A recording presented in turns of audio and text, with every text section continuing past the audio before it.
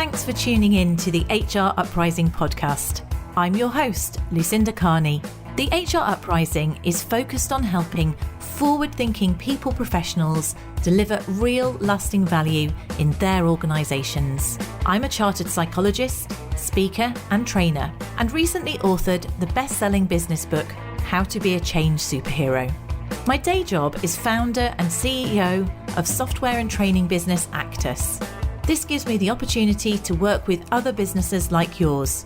We are focused on building a better workplace for people wherever they are located, with the help of our performance, learning and talent management software and our training and consultancy services. Every week on the podcast, I will be covering different topics and challenges, joined by relevant experts and real-life people professionals. Thank you so much for tuning in. I really hope you enjoy and get value from this week's episode.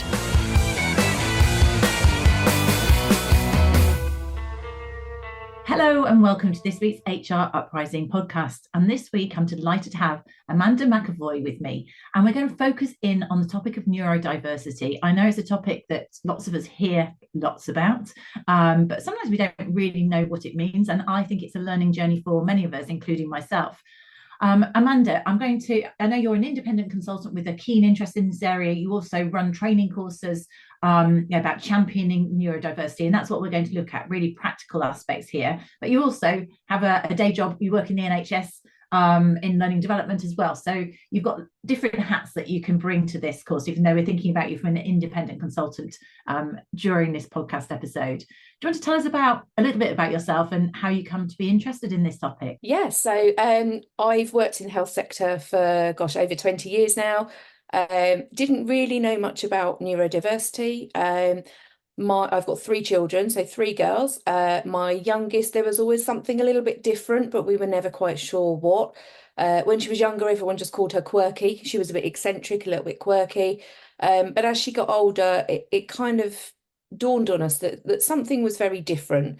And so after lots of barriers being jumped, we eventually got my youngest diagnosed as autistic about 2 years ago. From that, we then did lots of soul searching, because they always say that when you have a child assessed, it shines a light on the parents.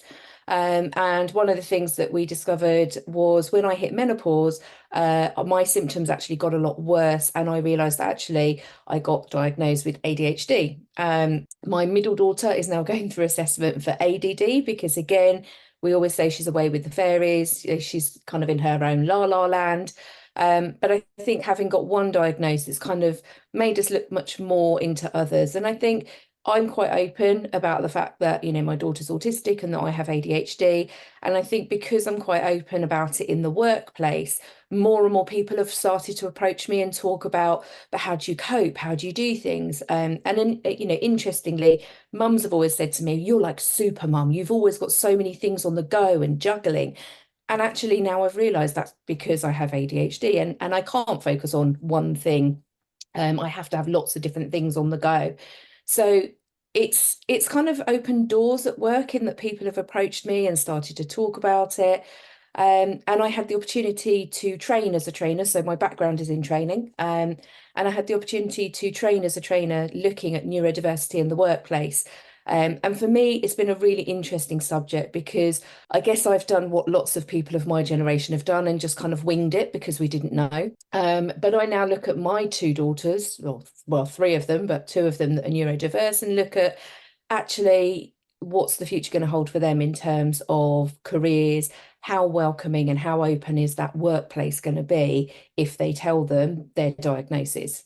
So for me, it was a natural progression into that line of work. Yes, because I suppose for you personally, you're already established in your career. And so being open about a diagnosis isn't as threatening as somebody at the start of their career. And I also, it's interesting you're talking about yourself as a female and your 2 daughters as females. And I've only become aware of this in the last couple of years through close family friends, basically, about the fact that female autism presents really, really differently from male autism, doesn't it? So that's why I think it's quite often not picked up. There may be many more out there in terms of this. Absolutely. So autism in particular, females are fantastic. Lots of people mask.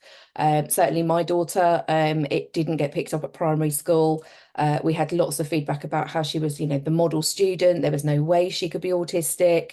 No signs seen. But again, she had the traditional Coke bottle effect. So some days she wouldn't even make it out the school gates, and she would just have a meltdown about something, nothing, but actually what it was the build up of having to mask all day. She would then come home to her safe space with her safe person, and she would then explode. And that makes it really difficult to try and get a diagnosis, because to the outside world, there's nothing wrong. There's nothing different. They don't see it. Even after her diagnosis, I had people question whether her diagnosis was correct. And the fact is, she's just a fantastic masker. You do see it when you get closer, and actually since her diagnosis she has started to let the mask down. But girls are fantastic at masking. Girls also fawn a lot, so with masking it's much more about you put the mask up, you kind of conform, you turn off the emotions and everything that's going on inside, until you get to that safe space where you can let it out. So fawning is much more about becoming a chameleon. So you fit in with your peers. So you look at what your peers are doing, you act like your peers, you repeat the things that they say because that's perceived as normal. And so girls are very good at that. Yeah, and so because girls are very this. So fawning is more about the very convincing emulations to such an extent. So they learn very quickly. They see what the right behaviours are, and they learn how to switch them on at the right time. So it's unrecognisable. I'm not saying that boys don't do it, but I think that's one of the things that's very common in girls, and it's not so traditionally the sort of really unable to interact levels of things that is often typically seen as autistic. I mean, these are again examples actually of really high intelligence. Absolutely. And lots of autistic people, like lots of autistic women, will tell you that because eye contact is seen as polite in society and that we should make eye contact, lots of autistic women that I've spoken to have said they absolutely can't do eye contact, but what they've learned is to look at the point in the center of someone's forehead, and then it appears they're making eye contact, but they're not. So women, females do learn quite quickly how to adjust, and so therefore become fantastic at masking or fawning. Yeah, and so at the end of the day, there should be no reason why they're not going to be brilliant in the workplace. So it shouldn't stop people, hopefully. And I suppose this is the point, is raising awareness of it. And as you're saying, once you start to spot it, you go back through families because there's a genetic link, and you realise there's so many other it almost becomes a point, who's neurotypical in a family then? Yeah, to that point. Yeah.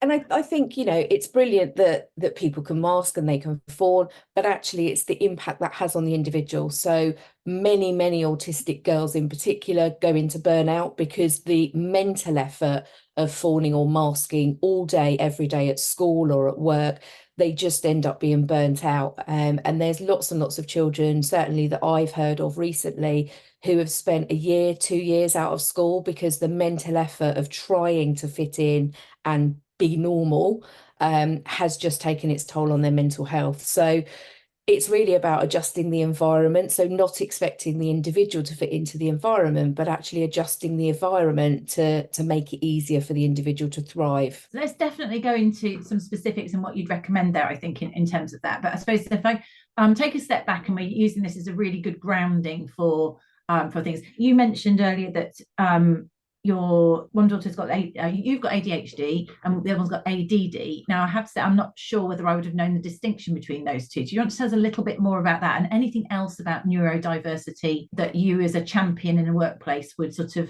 want to think about? And then we could talk about how we might try and harness it, get the superpowers out of it, as opposed to make people feel left out and absolutely. So there's 7 main types of neurodiversity. So neurodiversity in itself is actually everybody. So the term neurodiversity is actually neurotypical as well as neurodiverse people. So it's about the way our brains work. So our experiences, our processes, how our strengths, our weaknesses, that's what makes us neurodiverse. Neurodivergent is about how our brains are wired. So neurodivergent people will have their brains wired slightly differently, and that's not a bad thing. And lots of people go, oh, but they've got their brains wired differently, and so that must be negative. Actually, there's a lot of positives to it. So things like we've talked about autism, ADHD, there's also subcategories within that. So I said my daughter's being assessed for ADD. Actually, she's going through ADHD assessment because they have to assess for the whole thing. So ADD is essentially ADHD without the hyperactivity. So where normally you would think of an ADHD person as someone who's, very hyperactive, always on the move, always fidgeting. Actually, someone with ADD can be quite the opposite. They can be very quite distant. They kind of go off into their own world. They can go into a trance. So it can often get missed as just they're, in a class full of 30 children, they're just the quiet child. Yes.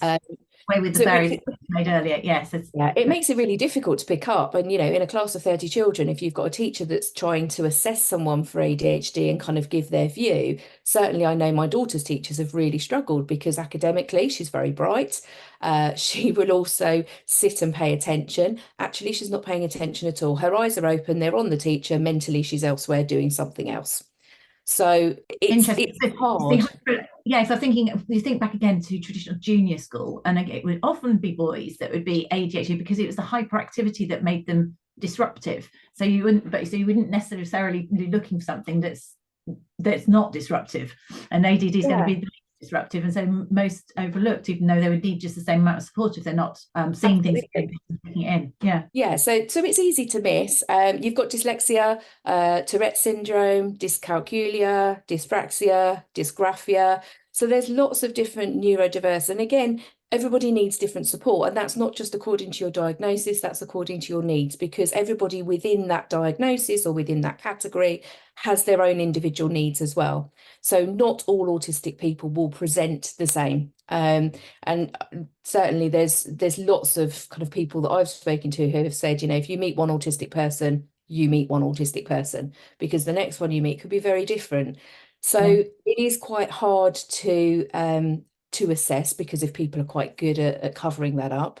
But equally, it's quite difficult in the workplace, because very often, for lots of reasons, due to stereotypes and stigmas, people don't want to admit their diagnosis or be free with their diagnosis.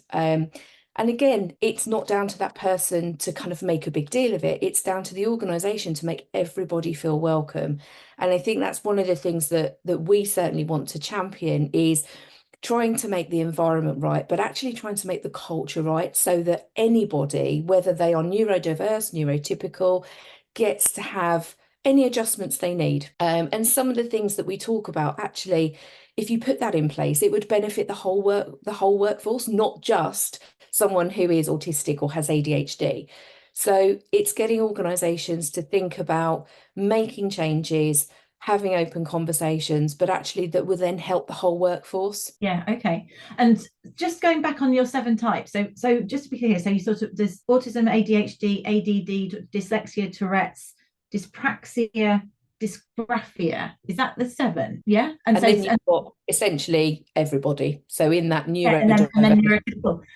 And it's interesting. I suppose I just wanted again to just go back and just reflect on. It sounds like there's actually probably loads of people, because you think of autism as being quite extreme and Tourette's as being quite extreme, but then dyslexia, people don't really miss a beat at dyslexia. And I'm assuming there's the dyspraxia and dyslexia. Some of these will be to do with calculus. Was it calculus? One will be to do with numbers.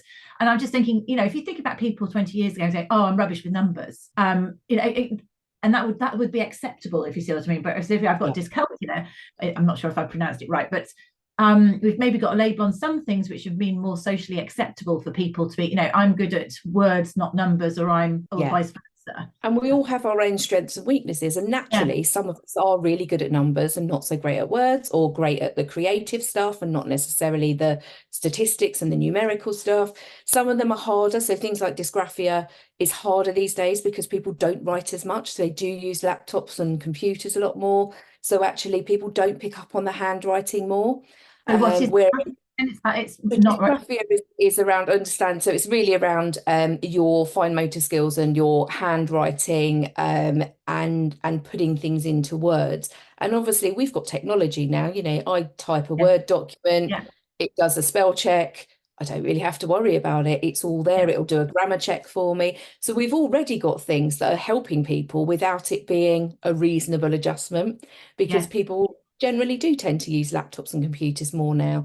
Children at school, students are able to do their exams on a laptop or on a computer as a reasonable adjustment, if they can't write for whatever reason. So we're already putting things in naturally. But when you talk about reasonable adjustments, people do get a bit freaked out and think it's going to cost them a lot of money as a business.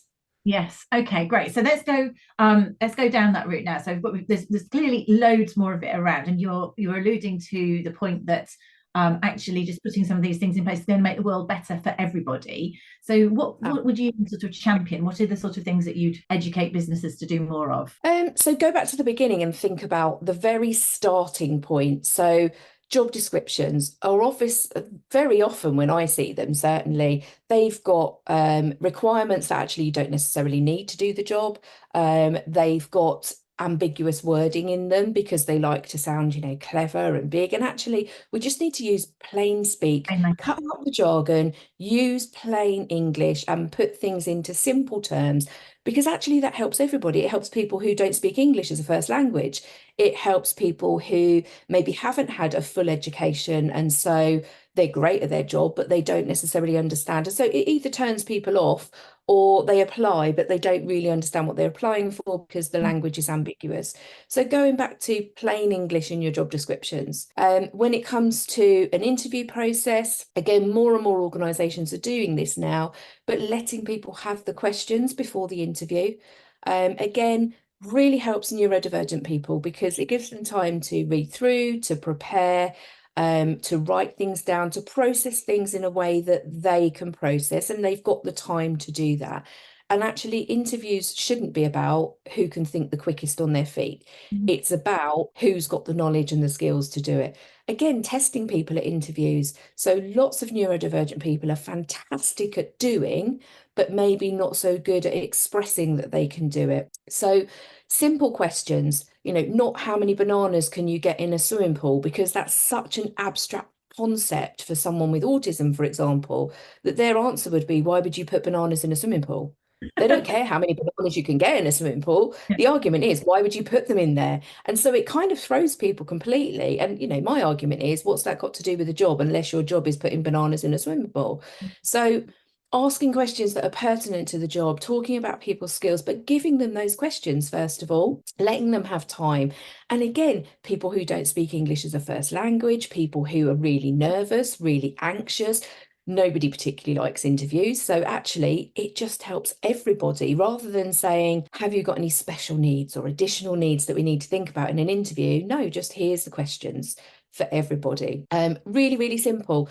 Asking people as a standard question, is there anything we can do to help you feel more comfortable during an interview? So some companies now have been quite forward thinking. So they will send you a video tour of the building that you're going to, or the room that you're going to, so that it's familiar when you turn up. And again, that takes away some of the anxiety of, well, when I get to the building, where do I go? Where are the toilets? Where can I sit? So simple things like that really don't cost very much money to do. Onboarding, so once somebody has got the job and they've started, thinking about allocating them a buddy or a mentor, so someone who is essentially their work friend for the first sort of few weeks, shows them where everything is, answers their question, has that time dedicated to be able to do that so that the person doesn't feel like a nuisance. Simple things like, come to lunch with me and I'll show you where the canteen is. I'll take you through the queue and how to queue and where to go. All those things can really reduce someone's anxiety. So we can really do lots of things to make people feel more welcome.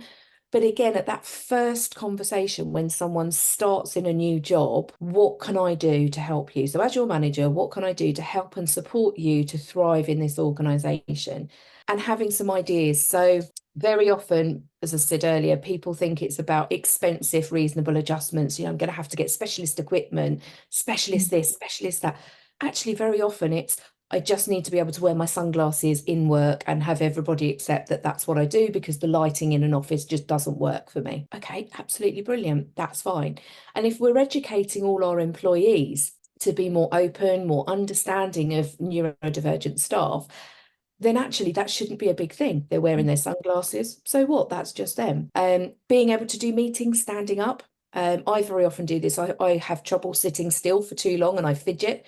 So actually, if I can stand up in a meeting or if I can walk around a bit, yes, it's a bit distracting for other people, but actually, if that's what keeps me focused, absolutely brilliant. So having that, and not just only person X can stand up and walk around because they are autistic or they've got ADHD, but just it's a standard. If you feel like you need to stand up in a meeting and have a stretch, please do so. And it then becomes the culture rather than that individual. Yes. And there's lots and lots of things that you can do. So some things do require a little bit more money. So things like quiet hand dryers in a toilet. So if someone is particularly sensory sensitive, having quiet hand dryers are really good. If you can't afford that, just simply a sign on the hand dryer to say, please be aware of who's in the toilet when you turn this on. It's really simple, doesn't cost anything. Just really working with the person or the people, but coming up with different things. So providing a quiet space. So if you're working in an open plan office, for me, an open plan office is a slow form of torture because there is so much going on. There's noise, there's lights, there's sounds, there's smells. So just having a room where someone can go and take 5-10 minutes and just decompress, regulate themselves in a quiet, calm area, absolutely brilliant. That might be all they need as a reasonable adjustment. I guess make it socially acceptable for people to wear soundproof headphones and things like that, and people may choose to do that now because open plan is so much more common than it was, and actually really different. And actually it's not conducive to a lot of people, whether you're neurodivergent or not.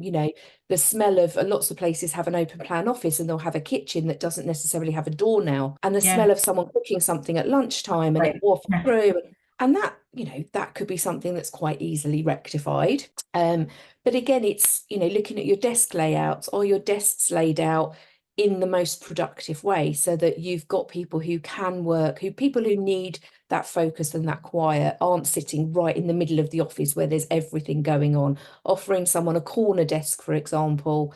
Flexible break. Back to the wall. Some people would feel very uncomfortable about people walking up behind them and things. Yeah. And it's just having that forethought of, taking off shoes is a really simple thing. But for lots of neurodivergent people, wearing shoes is a real issue and they don't like to wear shoes.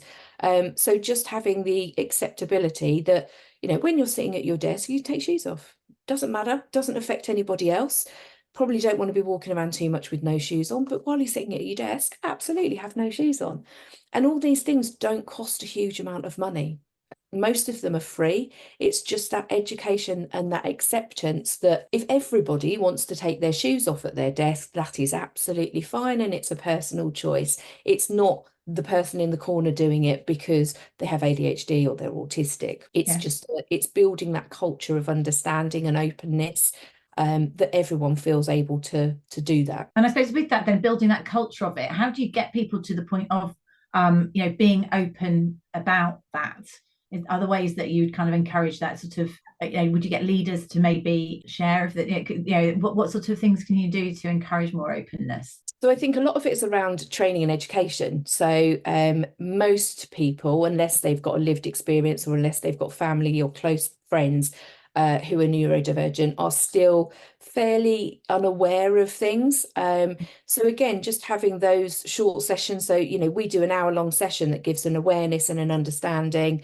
If everybody could have that in an organisation, just an hour of your time to go, this is what neurodiverse is, this is what neurodivergent is. You will have neurodiverse staff within your workforce, whether you know it or not, and whether they've declared it or not. But actually, this is how whether they know it or not, actually. Absolutely. Yeah. I mean, there's so many people, certainly of an older generation, who they were just naughty at school. And actually, it turns out they've got ADHD. They're only just starting to get diagnosed. So there's lots of awareness. And I think if senior leaders show the willingness to learn and to understand and to really embrace that, and then they spread that knowledge around the entire workforce, everybody's armed with that knowledge. Everybody's armed with, if I need to ask a question, it's going to come from a point of curiosity because I want to learn more. And so gradually you get that culture of openness where people do feel like they can open up and they can say, oh, well, actually, this is me. Lots of people I've spoken to have said that they are dyslexic and they've hidden it for years because people thought they were stupid because they couldn't read and write. Yeah. And actually they've got coping strategies and they've got ways around where they've hidden things. But because now we are being more open, they feel more able to say, well, no, actually, I'm dyslexic. And so sometimes I will struggle with this or I will struggle with that. I've got my own coping strategies. But, if we can talk about something rather than having to write it down, that works better for me. And so it's having those open conversations. So kind of fostering the culture where everybody, regardless of any diagnosis or no diagnosis, feels like they can ask for what they need in order to thrive in that work environment. Yes, I can certainly see that sort of total sort of acceptance and curiosity. And if people ask why you're wearing sunglasses, they're asking from a point of kindness and, like I say, genuine curiosity. That's the culture that we've got. And your point earlier about asking, is there anything we can help you to be more successful in the interview? I mean, as a line manager, saying that to an individual. In terms of one thing is that you've struck that come to mind. Actually, you and I both know that the person who mentioned this to us. So we have a system, Actus, and they have set up in their system, this particular organisation, I think they called it a passport, or it's kind of the idea of a neurodiversity passport, and it is an NHS thing that they've done in different places. And I thought it was a really smart idea. It's very simple, but just to sort of say, this is how you can get the best out of me. So I am whatever, I have dyslexia or whatever it might be, and this is what really helps me, or this doesn't. And the idea was to put it in a system where if you change manager, or so you don't have to tell people all the time necessarily, but you could almost have your, this is me. You could also be in my Myers-Briggs profile is this, or I support this football team, and by the way, don't make me read really long documents. It's ages. And so that sort of openness, encouraging people to do that. You have to have the culture where they feel it's safe and won't be judged. But something like that, where the individual can have the forum or the facility to provide that information openly, struck me as a really enlightened way of doing things. Yeah, and I think that's a really good way of doing it, because that follows you around, so you don't have to repeatedly have those conversations. But actually, if you're going to a new line manager or a new department, they receive that. That then is almost the basis for your initial conversation of, I have read this document, I've seen about this. Is there anything additionally I can do as your line manager that would help and support you in this role? Generally, most people know what they want and need to thrive. So having those open conversations is really the start of kind of working through that. Yeah, and I can see that you're then going to start, once people feel they can be themselves and bring them whole selves, they'll have key strengths, right, that you then can start to capitalize on because of these differences. And we traditionally think about people with ADHD as being quite disruptive. They're quite hyperactive, and so actually they're kind of all over the place with things, and invariably they were the naughty children at school. But actually, people with ADHD have fantastic skills to be able to multitask on a multitude of different things.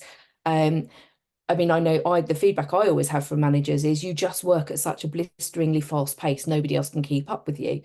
And again, I've realised over the years that is because of my ADHD. I always assumed that everybody else's brain worked in the same way that my brain worked, and realised now that I'm having more open conversations with people that actually not everybody's brain works in the same way that mine works. I always say my brain is a bit like a game of Mallet's Mallet. So you give me a word, and suddenly my brain will fire off 50 different things that it associates with that word, which in a work meeting is quite distracting sometimes, because I'll go off on a tangent. But actually, that's very often where I have my best ideas and things that we can move forward. So I think harnessing people's abilities to do that. Autistic people, lots of autistic people will have a special interest, and they will absolutely hyper focus on that special interest.